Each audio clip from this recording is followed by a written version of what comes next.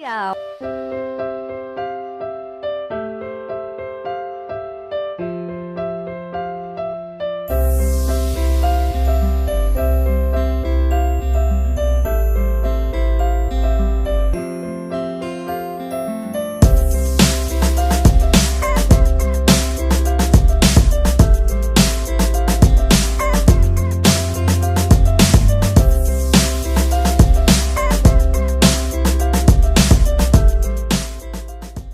Monday to Friday, back to back classes live from studio.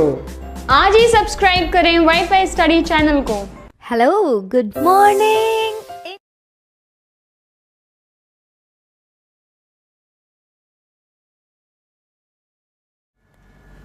Hello friends, welcome to WiFi study changing the way of learning, India के number 1 study channel में। दोस्तों आप सभी का बहुत बहुत स्वागत है। नाउ वाईफाई स्टडी है part of Unacademy group friends, जैसा कि आप सभी लोग जानते हैं। और मैं दीपक तीर्थयानी आपको रीजनिंग सब्जेक्ट पढ़ा रहा हूँ आरआरबी एनटीपीसी के लिए फ्रेंड्स। तो good afternoon to all of you. कैसे हैं आप सभी लोग दोस्तों? Good afternoon to all of you. तो दोस्तों हम लोग जो डिस्कस कर रहे थे चैप्टर वो था कैलेंडर, ठीक है ना। तो कैलेंडर के बेसिक कंसेप्ट हम लोग पढ़ लिए थे। तो जल्दी से फटाफट से आ जाइए, फिर अपन लोग सेशन स्टार्ट करेंगे कैलेंडर।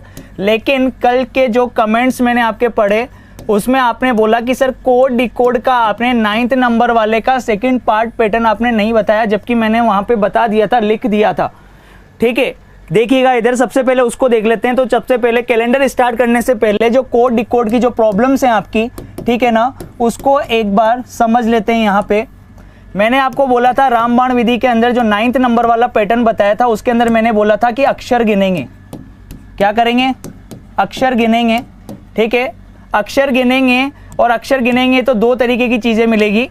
अगर सम संख्या में मिलते हैं, इवन नंबर, सम संख्या यानी कि इवन नंबर में अगर लेटर्स मिलते हैं, ठीक है।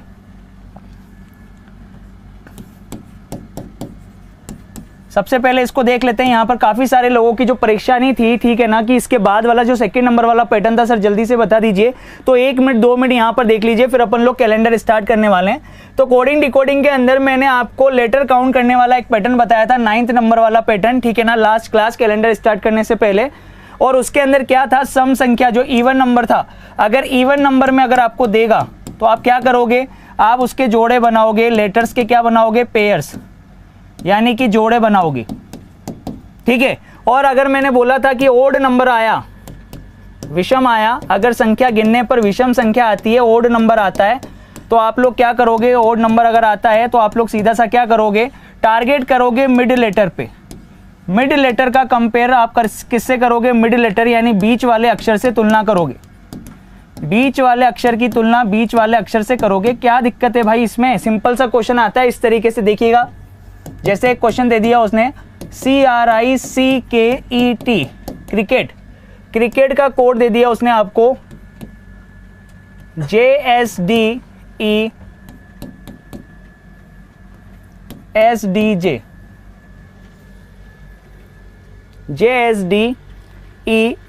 क्रिकेट का कोड ये है। तो मैचिस का कोड क्या होगा?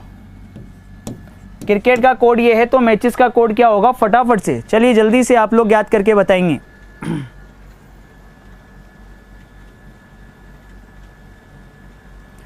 मोनी अच्छे से ही समझाएंगे, बिल्कुल घबराने की जरूरत नहीं है। देखो ध्यान से, ठीक है। अभी कैलेंडर स्टार्ट करने वाले हैं, वापस से अपन आगे चलेंगे उन चीज़ों में, पर पहले एक बार जल्दी से देख लेते हैं इसको। कल आप लोगों के वीडियो पे नीचे बहुत सारे कमेंट्स थे कि सर ये वाला पैटर्न एक बार समझा दो, तो ये मेरा फर्ज बनता है कि मैं आप लोगों को ये पैटर्न फिर से वापस से समझा दूं कि क्या पैटर्न था। देखिए, क्रिकेट का कोड ये है, तो मैचेस का कोड क्या होगा? तो तुलना करने का मैंने आपको तरीका बताया था भाई। क्या तरीका बताया था? आप सबसे पहले कंपेरिजन कभी भी इस तरीके से नहीं करेंगे, कोड को उसके नीचे लिख लो, CRICKET, क्रिकेट, ठीक है।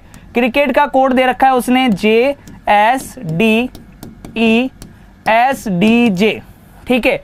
अब ये देखो रीअरेंजमेंट से रिलेटेड पैटर्न नहीं है, अपोजिट लेटर से रिलेटेड पैटर्न नहीं है, एक अक्षर के बदले में 2 अक्षर वाला पैटर्न नहीं है, रिवर्स ऑर्डर इसके अंदर फेल हो रहा है और कोई ना कोई प्रोसेस भी नहीं चल रहा। तो जब कुछ भी समझ में ना आए दोस्तों, तो आपको मैंने बताया था लेटर काउंट करना, ठीक है ना। लेटर काउंट करोगे तो देखो इधर लेटर जैसे ही काउंट करोगे तो यहाँ पे 7 लेटर मिलेंगे, 1 2 3 4 5 6 7 ओड नंबर, ठीक है।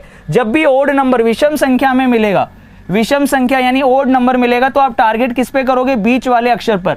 बीच वाले अक्षर की तुलना बीच वाले अक्षर से करोगे, मिड लेटर का कंपैरिजन मिड लेटर से करोगे। ये टारगेट कर दिया आपने बीच वाले लेटर पे, बीच वाले लेटर का कंपैरिजन बीच वाले लेटर से करोगे भाई, ठीक है। अब ये आगे वाला कोड अलग कर दिया, पीछे वाला कोड अलग कर दिया। अब आप ध्यान से कंपैरिजन कर सकते हैं, सी से ई हो रहा है तो सी के बाद डी ई, ये क्या हो रहा है? +2 हो रहा है, ठीक है। अब यहां पर देखिए इस वाले के अंदर आई से आपको जे दिखाई दे रहा है, आर से एस और सी से डी, तो इसके अंदर क्या किया हुआ है? +1 किया हुआ है, इस तरीके से लिखा हुआ है। और पीछे वालों में अगर आप ध्यान से देखिए तो -1 किया हुआ है, ठीक है। ये देखिए -1 किया रखा है। इस तरीके का जो पैटर्न होता है इसको अपन ने बोला था 9th वाले का सेकंड पार्ट यानी ओड नंबर वाला पैटर्न। तो इसके लिए अगर आप कंपेरिजन करेंगे तो अब देखिए सी वाले को ये टारगेट किया, इस पे तो क्या कर दिया? +2, तो ये तो लिख दिया ई। आगे वालों में क्या होगा? +1 होगा भाई, अच्छे से ही समझा रहे हैं, घबराओ मत, ठीक है। तो टी का क्या हो जाएगा? यू, ए का क्या हो जाएगा? बी, एम का क्या हो जाएगा? एन, और इसके अंदर -1 करोगे तो ये -1 हो गया। एच, एच जो है देखो यहाँ पे क्या हो जाएगा? ये जी हो गया, ये डी हो गया, और ये एस से पहले आर आ गया। सही है कि नहीं? तो ये जो है अपना आंसर हो जाएगा। तो ये आपका 9th पैटर्न खत्म हो गया। 10वें नंबर का पैटर्न में तो कुछ भी नहीं था, मैंने बोल भी दिया था वहीं पर, जब मैंने, आप ध्यान से सुनते नहीं हो किसी चीज को, मैंने आपको बोला था 9 नंबर के पैटर्न हो गए। 10वें नंबर का जो पैटर्न है वो कोई पैटर्न ही नहीं है, नो पैटर्न से रिलेटेड आता है। नो पैटर्न, जब कोई भी हो सकता है कि वो एग्जाम में कोई पैटर्न ही नहीं दे और अपन जबरदस्ती पैटर्न ढूंढ रहे हो क्वेश्चन के अंदर, ठीक है, उसने कोई पैटर्न ही नहीं दिया हो और अपन जबरदस्ती उसके अंदर पैटर्न ढूंढ रहे हो, तो इस तरीके का जो क्वेश्चन बनता है उसको नो पैटर्न बोलते हैं। नो पैटर्न से रिलेटेड क्वेश्चन होता है वो, ठीक है। यानी नो पैटर्न से रिलेटेड क्वेश्चन देखिए किस तरीके से आएगा, जैसे उसने spelling they the management, management, ठीक है, ये स्पेलिंग दे दी मैनेजमेंट। अब मैनेजमेंट के लिए उसने कोड दे दिया आपको, मान लो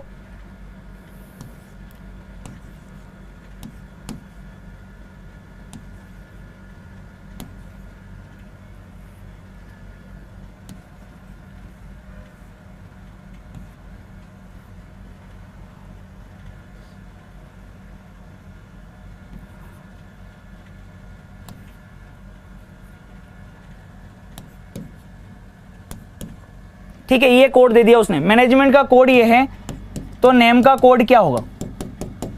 मैनेजमेंट का कोड ये है तो नेम का कोड क्या होगा? अब इसको कैसे पहचानेंगे कि ये रीअरेंजमेंट से रिलेटेड क्वेश्चन है? देखिएगा इधर भैया, रीअरेंजमेंट से रिलेटेड, सॉरी रीअरेंजमेंट क्या, ये जो नो पैटर्न से रिलेटेड क्वेश्चन है, नो पैटर्न से रिलेटेड क्वेश्चन की आप जब तुलना करेंगे तब आप देखिए आपको एक चीज दिखाई देगी कि जिस स्पेलिंग का, जिस वर्ड का उसने कोड पूछा है आपसे, उस स्पेलिंग के अंदर आने वाले जितने भी लेटर हैं, जैसे NAME, ये जो लेटर है ये सारे के सारे इस स्पेलिंग में से आ रहे कि नहीं आ रहे जिसका उसने कोड दे रखा है?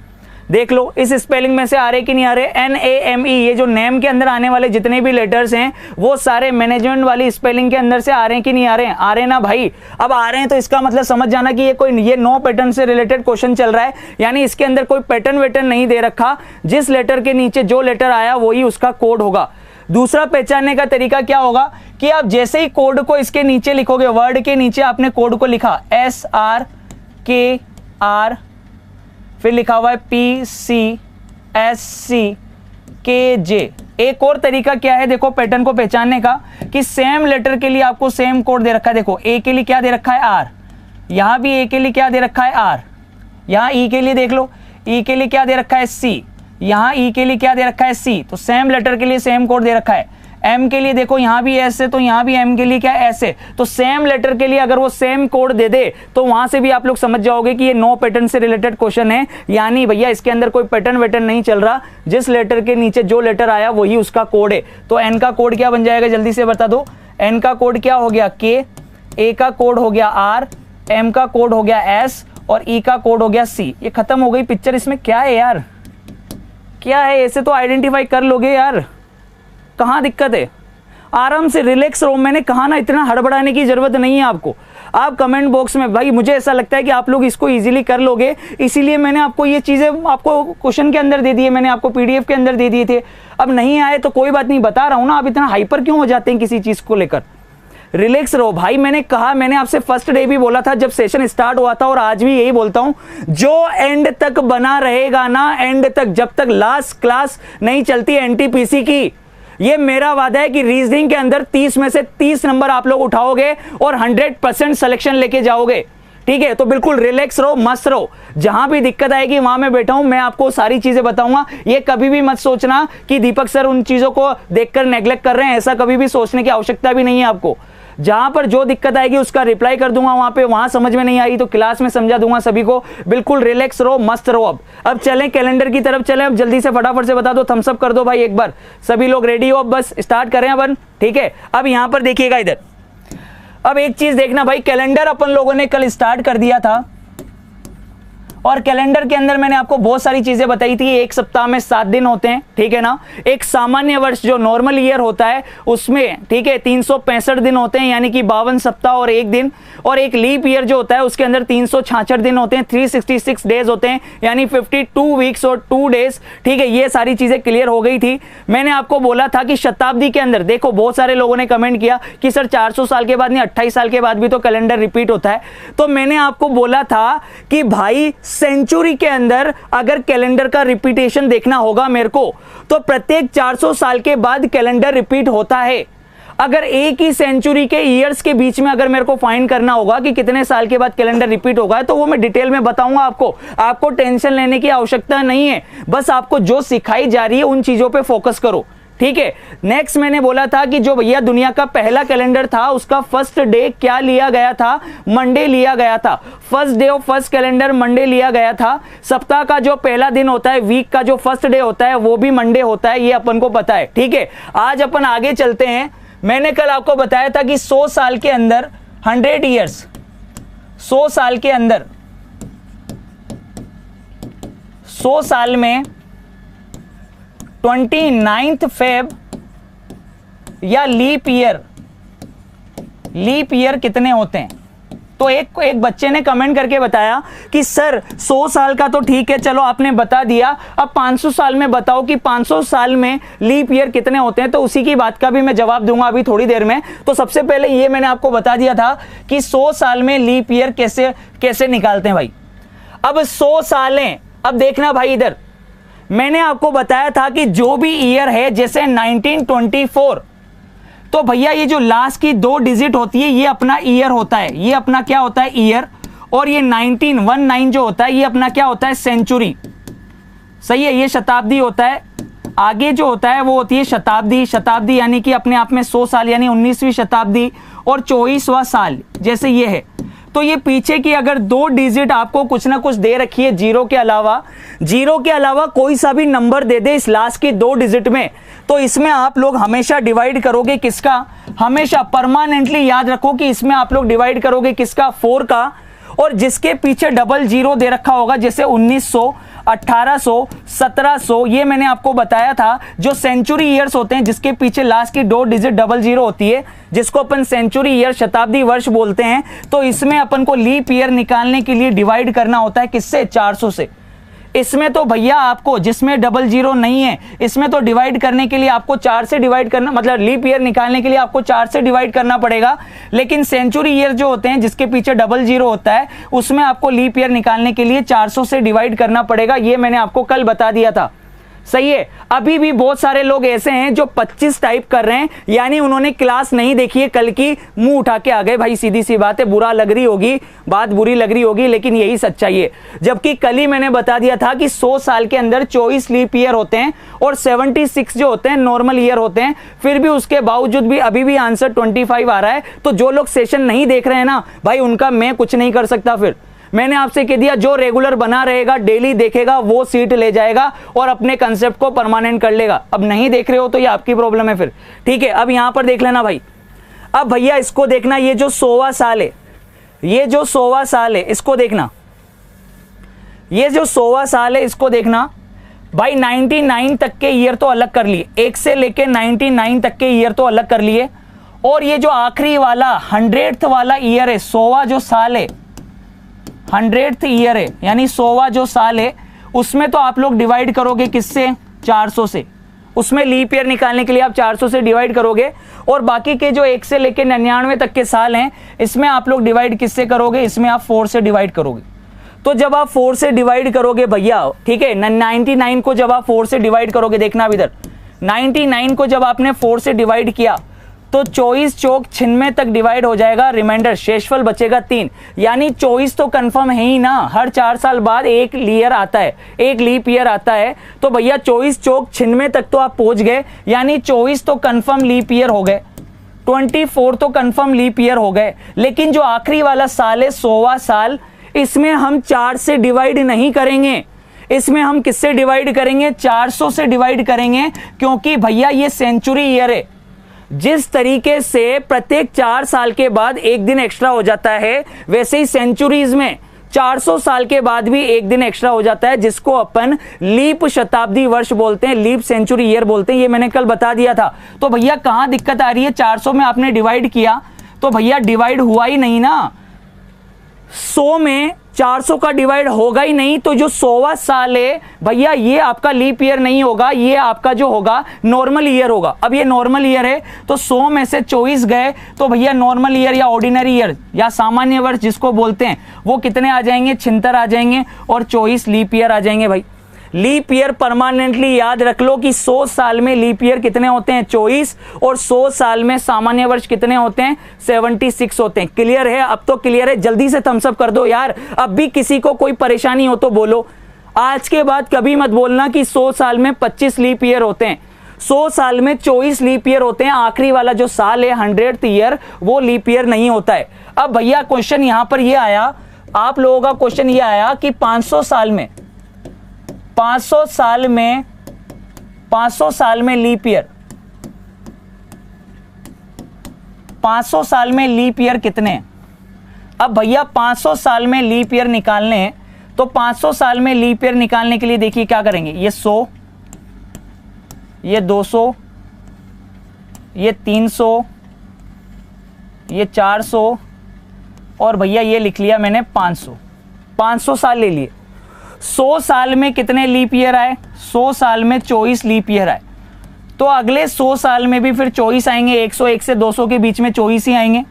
201 से लेके 300 तक फिर से 24 आएंगे, लेकिन 301 से लेके 400 तक भैया 24 नहीं आएंगे, 25 आएंगे। क्यों आएंगे 25? समझना, ये आपका सामान्य वर्ष है, नॉर्मल ईयर है, इसमें भैया 400 का भाग नहीं जा रहा। ये आपका सामान्य वर्ष है, नॉर्मल ईयर है, इसमें भी 400 का भाग नहीं जा रहा।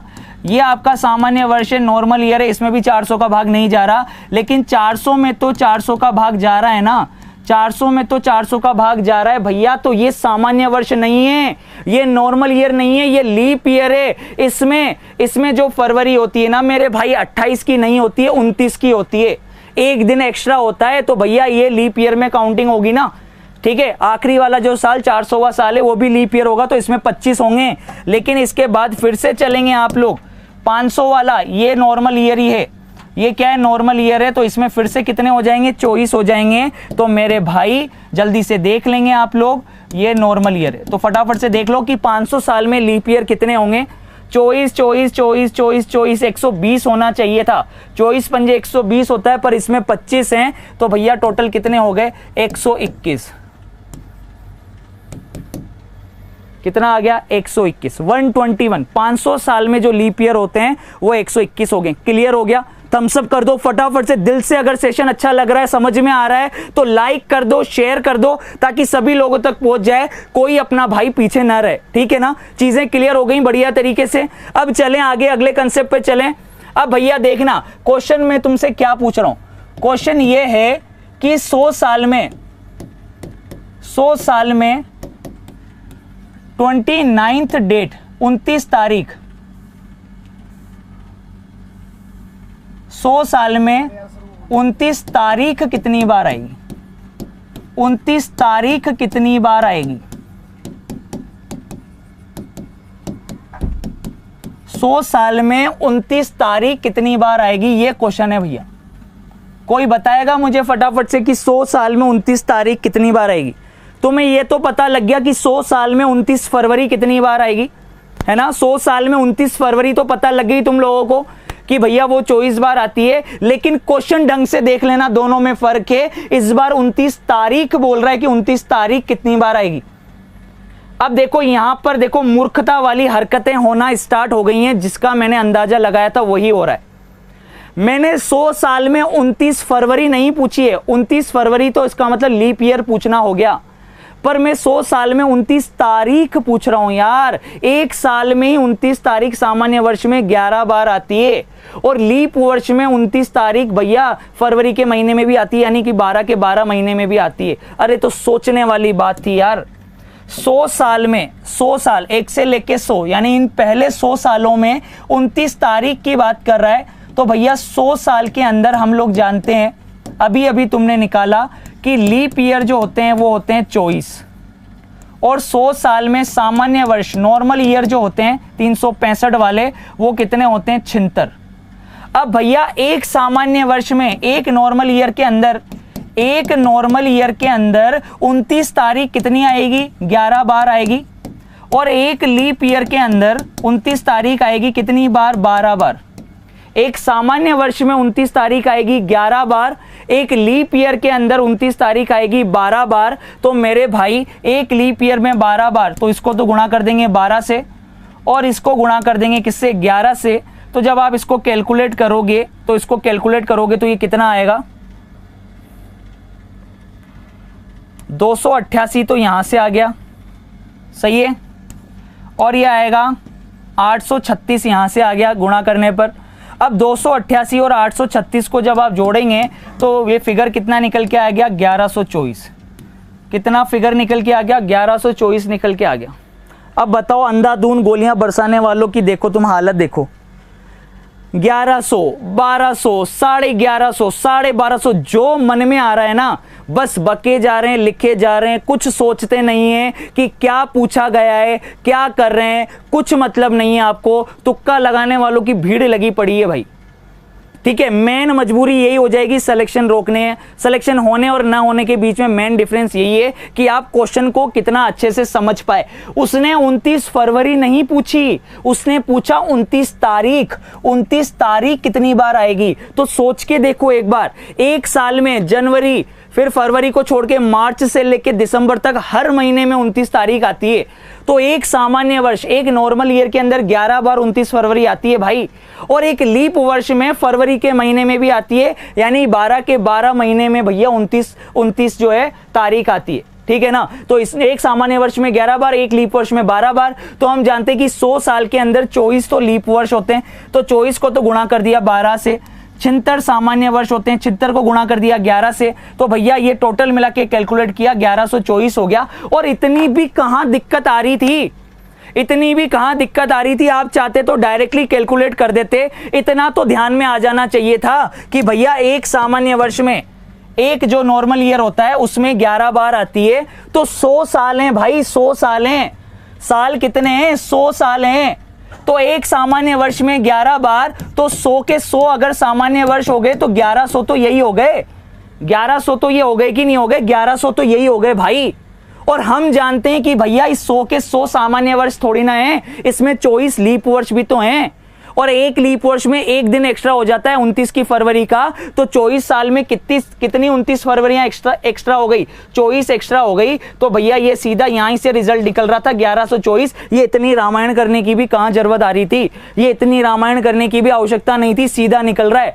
अगर 100 के 100 साल लें तो भैया एक सामान्य वर्ष में 11 बार तो आ ही रही है, तो 100 साल हैं तो 1100 तो ये हो गए, सही है नहीं है। और भैया हमें पता है कि एक लीप वर्ष में एक 29 की फरवरी एक्स्ट्रा होती है, तो 24 लीप वर्ष के अंदर 24-29 फरवरियां एक्स्ट्रा हो गई। तो ये लो यार 24 और हो गए, ये हो गया 1124। सीधा तो रिजल्ट आ रहा है, सीधा तो रिजल्ट आ रहा था भाई। आया समझ में? अब तो क्लियर है कि नहीं है, कि अब भी नहीं घुसा दिमाग में? ठीक है, क्लियर है। अब चलें आगे, देखें इधर। अब यहां पर देखना भाई, 400 साल में कैलकुलेट करके बता दो, 400 साल में 29 तारीख कितनी बार आएगी? 400 साल में 29 तारीख कितनी बार आएगी, जल्दी से बता दो अब तो मुझे। 100 साल में तुमने निकाल ली 1124 बार, तो मुझे बस इतना सा राउंड फिगर के अंदर बता दो कि भैया 400 साल के अंदर 29 तारीख कितनी बार आएगी। 100 साल के अंदर अभी अभी तुमने निकाली है कितनी, 1124 बार। तो भैया 400 साल का पूछ रहा हूं, 400 साल में 400 साल के लिए क्या करोगे, 1124 जो है ये 1124, इसको किससे गुणा कर दोगे, 4 से, तो भैया 4496 तो ये आ गया, 4496 तो ये आ जाएगा। ठीक है, अब भैया ये 400वां साल जो है, हमें पता है 100वां साल नॉर्मल ईयर है, हमें पता है 200वां साल ये भी नॉर्मल ईयर है क्योंकि इसमें भी 400 का भाग नहीं जा रहा, हमें पता है 300वां साल ये भी नॉर्मल ईयर है, इसमें भी 400 का भाग नहीं जा रहा, लेकिन 400वां साल तो लीप ईयर है ना, 400वां साल तो लीप ईयर है। तो 29 की फरवरी भैया, ये तो इसमें तो होगी 28 की फरवरी, इसमें होगी 28 की फरवरी, इसमें होगी 28 की फरवरी, पर इसमें तो 29 की फरवरी होगी क्योंकि 400वां साल है, लीप ईयर है, तो एक दिन और एक्स्ट्रा हो गया इसके अंदर, तो टोटल 29 तारीख कितनी बार आ जाएगी, 4497 बार। ये अपना रिजल्ट हो गया, ये अपना रिजल्ट हो गया। कहां दिक्कत है, आराम से चीजें कैलकुलेट हो रही हैं कि नहीं हो रही है, ठीक है, आराम से कैलकुलेट हो रही है, नहीं हो रही। 4497 में आ गया कि नहीं आ गया। 100 साल में 1124, तो 400 साल में 4496 होना चाहिए था, पर भैया आखिरी वाला साल अपना लीप ईयर है, 400वां साल, तो 400, 800, 1200, 1600 ये जितने भी साल होंगे, 2000, 2400, 2800 ये सारे लीप ईयर होंगे, इसमें फरवरी 29 की होगी। अब देखो एक छोटा सा चार्ट बना देता हूं और खत्म हो गया क्वेश्चन। कभी जिंदगी में कभी भूलोगे ही नहीं, मैंने कहा ना चीजें इस तरीके से पढ़ाऊंगा कि जिंदगी में कभी आप भूलोगे ही नहीं उन चीजों को कि ऐसा भी हो सकता है क्या। भैया इधर मैं ले लेता हूं 400वां साल, इधर ले लेता हूं 400 साल और इधर ले लेता हूं 100 साल, सही है, और इस साइड पे ले लेता हूं मैं 29 फेब या फिर लीप ईयर, 29 फेब या लीप ईयर ले लेता हूं इस साइड पे, तो ठीक है, और इस साइड पे नीचे ले लेता हूं 29 डेट, 29 डेट या 29 तारीख, सही है। अब देखो यहीं पर याद हो जाएगा, परमानेंटली याद हो जाएगा। 100 साल में 29 फरवरी पूछे तो वो आती है 24 बार, 100 साल में 29 तारीख पूछे तो वो आती है 1124 बार, यानी 100 के लिए तो आपको याद करना है 24। अब 400 साल में 29 फरवरी पूछे तो वो आती है 97 बार, और 400 साल में 29 तारीख पूछे तो वो आती है 4497 बार। तो भैया 97 याद रखना है, इसके लिए खत्म हो गया। 400 वाले के लिए 97 याद रख लो, 100 वाले के लिए 24 याद रख लो, खत्म हो गई पिक्चर यार, खत्म हो गई, ऐसे ही याद हो गया यार, मस्त तरीके से याद हो गया कि नहीं हो गया। हर कंसेप्ट को सिखाऊंगा, अभी तो जर्नी बहुत लंबी है कैलेंडर में, ये बेस से बेस स्ट्रॉन्ग करना पड़ेगा जबरदस्त तरीके से। दिल से सेशन को लाइक कर दो, अच्छे से शेयर कर दो ज्यादा से ज्यादा। साथ ही साथ दोस्तों मैं आपको बता दूं कि नीचे वीडियो के नीचे डिस्क्रिप्शन में लिंक दे रखा है, ठीक है ना, एनटीपीसी से रिलेटेड आप कोर्स ज्वाइन कर सकते हैं। साथ ही साथ एसएससी एमटीएस का कोर्स भी लॉन्च हो चुका है, जिसके अंदर सारी फैकल्टी डेडिकेटेड तरीके से अनअकैडमी पर भी पढ़ा रही हैं। तो जो लोग फ्रेशर हैं, जो लोग नए हैं, अभी अभी जिन्होंने ज्वाइन किया है, जो सोच रहे हैं कि हम कैसे कवर करेंगे, तो उनके लिए एक बहुत अच्छी चीज है, बहुत अच्छा प्लेटफॉर्म है। आप लोग आइए अनअकैडमी पर ज्वाइन करिए। वाईफाई स्टडी का रेफरल कोड कर यूज करना बिल्कुल भी मत भूलना, क्योंकि 10% का इंस्टेंट डिस्काउंट वहीं से मिलेगा। वीडियो के नीचे कमेंट बॉक्स में कमेंट करके जरूर बता देना सेशन अच्छा लगा, और कोई चीज अगर आपको नहीं आई, आप पूछना चाहते हैं तो ठीक है दोस्तों। तो चैनल को सब्सक्राइब कर लीजिए जो लोग नए हैं। इससे रिलेटेड पीडीएफ आपको वाईफाई स्टडी की ऐप से दोस्तों डाउनलोड कर लेनी है। साथ ही साथ दोस्तों मैं आपको एक इंफॉर्मेशन दे दूं कि आप लोगों का all over India live test जो है, ऑल ओवर इंडिया जो लाइव टेस्ट है 4 मई सुबह 7 बजे से 5 मई शाम के 7 बजे तक वैलिड रहेगा। आप लोग आराम से वाईफाई स्टडी ऐप के थ्रू या फिर वाईफाई स्टडी की वेबसाइट है उस पर विजिट करके आप लोग ये टेस्ट दे सकते हैं फ्रेंड्स। ठीक है, bye bye, take care, love you.